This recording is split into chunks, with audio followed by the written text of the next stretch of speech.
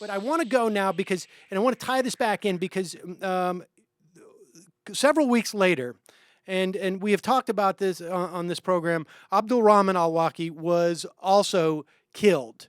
And Mm. we don't, well, talk about the new reporting that you've done on this, because this sort of ties back into this sort of notion that there was an apparatus that existed prior to President Obama's administration. And then the question becomes sort of like, how did he embrace this? And what did he do to embrace it? But talk about Abdul Rahman al-Awlaki and then and your reporting on how the administration reacted to it. Right. Just for context, so this kid, Anwar al-Awlaki, had 3 kids with his first wife, and in 2009, in early 2009, when it became clear to him that he was in trouble with the Yemeni and U.S. governments, he left his wife and children with his parents, who, as I've said before, are totally upstanding, wonderful people, and leaves his kids with that family in Sana'a and disappears himself and goes underground.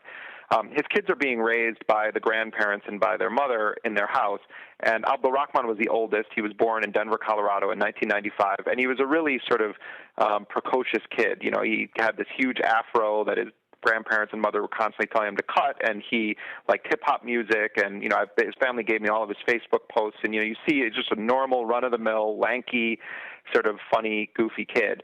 And he's, he had turned 16 years old in September of 2011, in August of 2011, and a couple of weeks later, he sneaks out the window of the kitchen of the family home after having stolen $40, the equivalent of $40 from his mom's purse, and leaving a note saying he misses his father and wants to go and find his father. So this is a couple of weeks before al-Awlaki's killed. So he goes and he takes a bus to Shebwa, where he thinks his father is, and his idea is to wait there in hopes that his father is going to come and communicate with him. While he's waiting there, his dad is killed, and he's nowhere near Shebwa. He happened to be in the north of Yemen.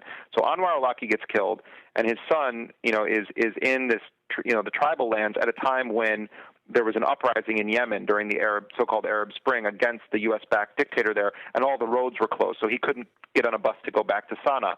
So he's staying with his family in Shebwa, and he's, of course, completely depressed. His father's just been killed. They're encouraging him, his family members, to try to get out of the house. He goes out one night with some of his cousins and other young people from their tribe, and they're in an outdoor restaurant, preparing to eat a meal, when a drone comes into the sky and hovers above them and fires a missile and blows them to pieces. And so this 16-year-old kid and another one of his cousins was 17. They're all killed, and they couldn't even find parts of all of their bodies. They found a part of Abdul Rahman's head with this big head of hair, and it was sort of how they identified him. And once that happened, and it became clear that the kid was killed, military officials leaked to U.S. military officials leaked to newspapers that he was 21 years old, and they said that he was meeting with an al-Qaeda militant named Ibrahim al-Bana, who was a propagandist for al-Qaeda in the Arabian Peninsula, and that he was essentially with these terrorists, and therefore was killed in the strike when these terrorists were killed. Well, what I found out in my reporting is that Ibrahim al-Bana appears to still be alive, the guy who was allegedly the target, and we don't even know if he was ever there. But I talked to a JSOC planner who was on the ground in Yemen working on that operation, who told me that the U.S. did not get the person that they were trying to get. And I subsequently spoke to a former, very senior official of the Obama administration who told me that when it became clear that this 16-year-old U.S. citizen had been killed, that President Obama personally was very upset and disturbed by it, and that John Brennan, who at the time was his senior counterterrorism advisor, believed that it was too much of a coincidence, and that Abdul Rahman may have been intentionally targeted by either the CIA or JSOC, and he ordered a review wanting answers as to why the kid was killed. And I don't know what happened with that review. When I contacted the National Security Council spokesperson, she said she wouldn't discuss it, and then basically emailed me a boilerplate response that they always give about drones. But then I asked this former senior official if it was a mistake, which is what the dominant leak is now, that it was an outrageous mistake.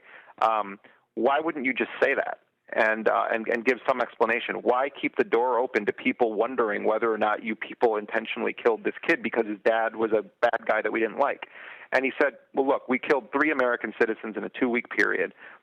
2 of them weren't even targets, Samir Khan, who was killed with al-Awlaki, and Abdul Rahman, the teenager. And he said, it doesn't look good. It's embarrassing. So as far as we know, they say it was a mistake, but they won't publicly say it because it's too embarrassing to admit. At the very least, it's too embarrassing, because it would also be somewhat problematic if JSOC or some other entity in the U.S. Government has the capacity to unilaterally decide who they're going to assassinate.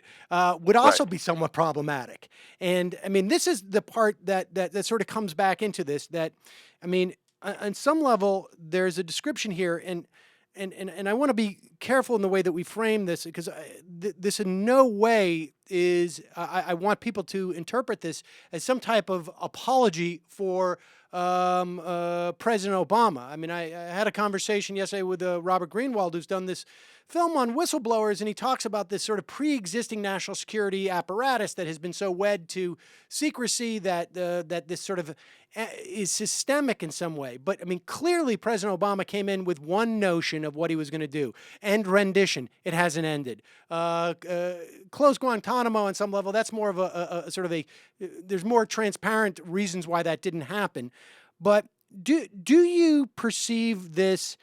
I mean, is there a problem that there is sort of this apparatus, this new paradigm, has been able to sort of grow without any oversight in such a manner that there is even problems at the highest levels of our government of controlling it in some respect? I mean, when I think of, I've heard people report that John Brennan is actually the guy you want at the CIA because he's supposedly going to, I mean, honestly, that he's supposedly going to pull back the CIA from having turned into a paramilitary rather than intelligence gathering apparatus. That, well, obviously you think this is a joke, but I don't think it's a joke. I just think it's like, I mean, I'm like rubbing my eyes right now because it's like these guys sell this image of the, they in this Daniel Kleidman book, Kill or Capture, this Newsweek correspondent, which was based a lot on these leaks.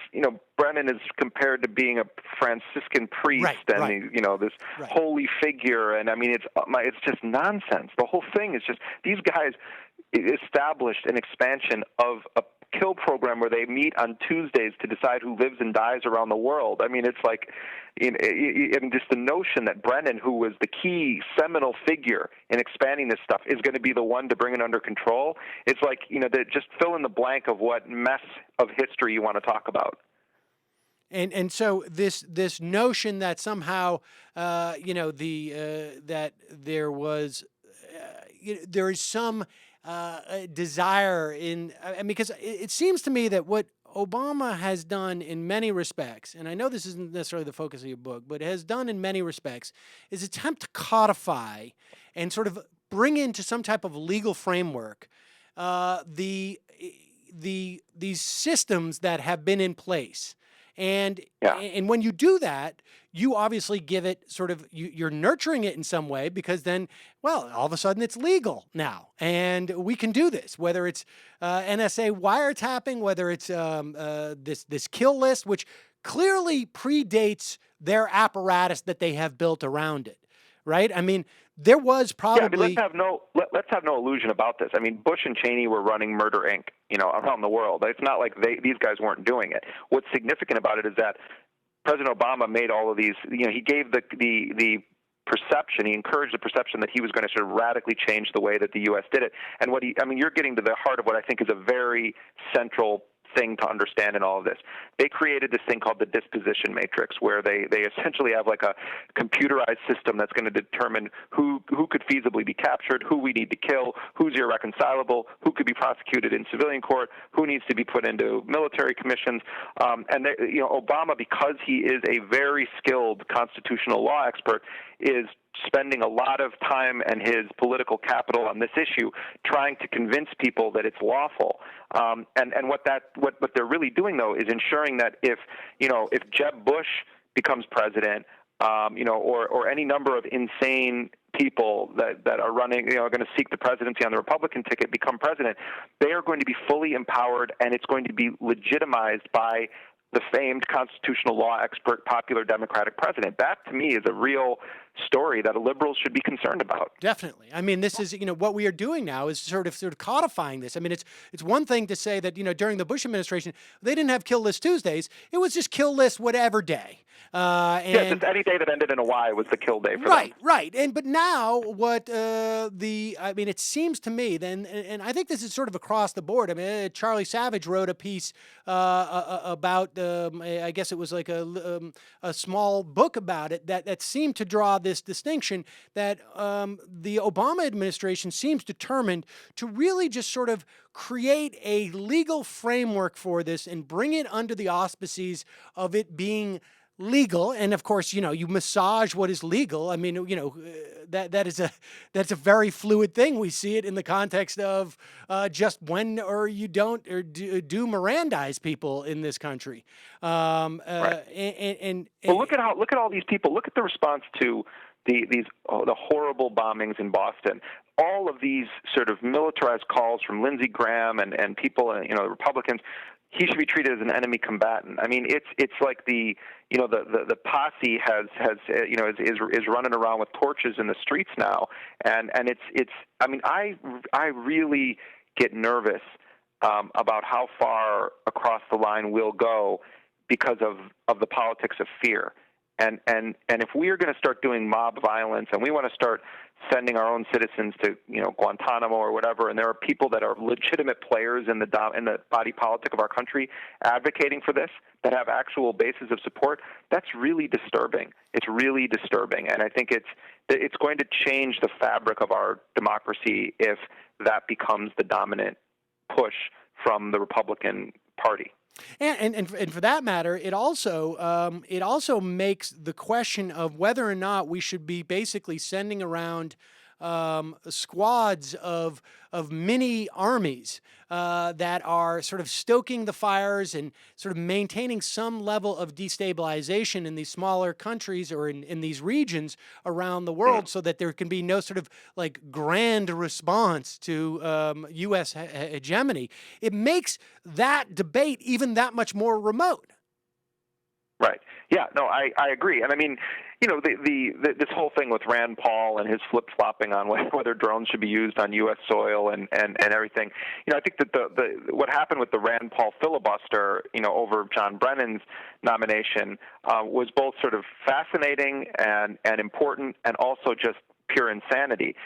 Because when someone like Rand Paul is the only one that's like entering in, semi-sane testimony to the public record about the killing of al-Awlaki, for instance, that's a really dark day for our democracy. That someone like that, I saw that filibuster as like 33% of that day was sane because they were reading articles from respected journalists into the public record, and the rest of it was just this crazy Tea Party festival. But the point I'm making is that we need politicians who have some kind of spine on this issue to stand up regardless of political affiliation and say that all of this is against the values we profess the country to have at its core. And your principles are defined when someone that you actually like is in power, and you have the courage to stand up and say, these things that you're doing, no, I won't stand for those. And we don't have enough of that political courage, certainly in Washington, but also I think in general. I think people are really truly afraid of what would have happened if Romney had become president. And I think we all operate a lot out of fear, and we need to break free from that and stand on principle on some of these key life and death issues. Jeremy Scahill, author of the now released Dirty Wars: The World is a Battlefield, producer of the film, which will be coming out, I guess, in several months. And, June 7th. June 7th. Oh, okay. So I don't know that we've ever publicly announced that, but I'm telling you that it's going to premiere in New York and a number of other cities June 7th, and then it's going to be in theaters nationally, mostly in independent theaters, but it's going to have an actual theatrical run in a lot of landmark theaters across the United States. Let me play my breaking news music. Here it is. Wait, let's try it again. We just did that, folks. June 7th. Did you just find out you had another kid? What? Yes, this just in. I'm a father 3 times over now. Oh, God, help us. All right. Sam, it was great talking to you, Jeremy, man. always a pleasure. Thanks so much. I appreciate you taking time. All right. Bye-bye. Thank you. Talk to you next time.